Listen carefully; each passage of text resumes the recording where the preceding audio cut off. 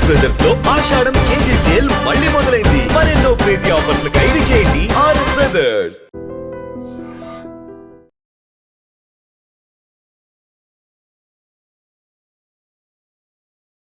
Jagadgirigutta police స్టేషన్కి ఒక complaint వచ్చింది.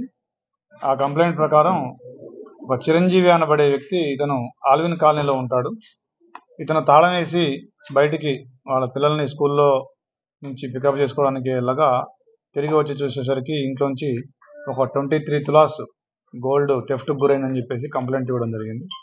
ఆ కంప్లైంట్ తీసుకున్నాక మా police team SHO Jagadgirigutta, DI Jagadgirigutta and CCS inspector Ravi and all the team వీళ్ళందరూ కూడా వివిధ రకాలైనటువంటి సాంకేతిక ఆధారాలని పరిశీలించి రియల్ కల్ప్రిట్ ఆర్ అఫెండర్ని పట్టుకోవడం జరిగింది. ఆవిడ ఆరోహి అని చెప్పేసి ఆవిడ షీ ఏజ్డ్ 21 years. ఆవిడ అమీర్పేట మధురనగర్ ఏరియాలో నివసిస్తూ ఉంటుంది. సో ఆవిడ ఏంటంటే ఆవిడ ఏమో ఇట్లా తాళాలు వేసున్న ఇల్లుని పరిశీలించి వాటిలో నార్మల్గా చాలామందికి 90% మెంబర్స్కి ఇంటి ముందు చెప్పుల స్టాండ్లో చెప్పుల్లోనో షూలోనో ఆ హెల్మెట్ కిందో అట్లా కీస్ పెట్టే అలవాటు. ఆ తీసి ఆ కీతోనే ఇంట్లోకి వెళ్ళి ఆ ఇంట్లో ఉన్న గోల్డ్ విలువైన వస్తువులు దొంగిలించే అలవాటు ఉంది వీడికి. అదేవిధంగా ఆ రోజు 4 ఇళ్ళని రెక్కి చేసింది. రెక్కి చేసిన తర్వాత ఈ ఇంటికి వచ్చి ఆ చెప్పుల స్టాండ్లో చూస్తే ఆ హెల్మెట్ కింద కీ దొరికింది ఆవిడకి. ఆ కీ తీసుకొని ఇంట్లోకి ఎంటర్ అయ్యి ఆ ఇంట్లో ఉన్న గోల్డ్ తీసుకొని వెళ్ళడం జరిగింది. టోటల్గా మనకి ఇచ్చిన కంప్లైంట్ ప్రకారం 23 తులాల గోల్డ్ పోయిందని చెప్పేసి కంప్లైంట్ ఇచ్చినారు.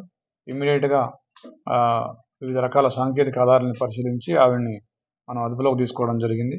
దాంతోపాటుగా ప్రాపర్టీ కూడా ఇంటాక్ట్గా గోల్డ్ ఇయర్ రింగ్స్ ఒక 3 pairs, ఒక గోల్డ్ చైను, ఒక గోల్డ్ బ్రాస్లెట్, 2 చిన్న చైన్లు, గోల్డ్ బ్యాంగిల్స్ 2, ఒక gold locket and silver ring ఒకటి, సిల్వర్ లాకెట్, ఇట్లా మొత్తం కలిపి 22.3 తులాల గోల్డ్ అండ్ ఒక 5 తులాల సిల్వర్ మనం రికవరీ చేయడం జరిగింది. మీద గతంలో కూడా కేసులు ఉన్నాయి.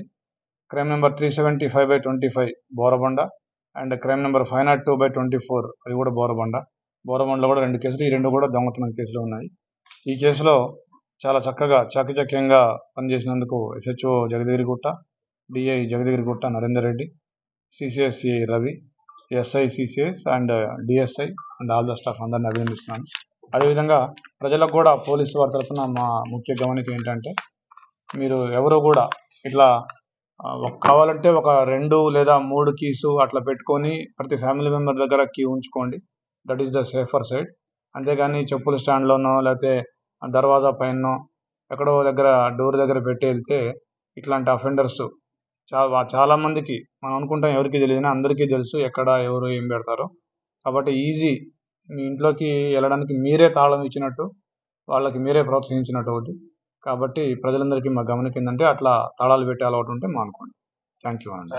మేము గస్తీ చెప్పడం కానీ, పెట్రోలింగ్ కానీ, అదేవిధంగా ప్రజలకి ఈ రకంగా అవేర్నెస్ కల్పించడం కానీ, తర్వాత డిటెక్షన్ కానీ, ఏదైతే అఫెన్స్ అయిందో వాటిని ఇమీడియట్గా పట్టుకోవడం కానీ, ఇలాంటి చర్యల ద్వారా మేము చేస్తున్నాం. ప్రజలు కూడా వాళ్ళ తరఫున ఏంటంటే ఇందాక నేను చెప్పినట్టుగా తాళం అక్కడ దగ్గర పెట్టుకోకపోవడం, అదేవిధంగా ఎక్కడికైనా ఊరికి పోయినప్పుడు ఎదురింటి వాళ్ళకి చెప్పిపోవడం, తర్వాత ఈ పేపర్ కానీ పాలు కానీ ఇట్లాంటి ఇంటి ముందు ఉంటే ఈ అఫెండర్లకు అర్థమైపోద్ది ఇంట్లో ఎవరూ లేరని.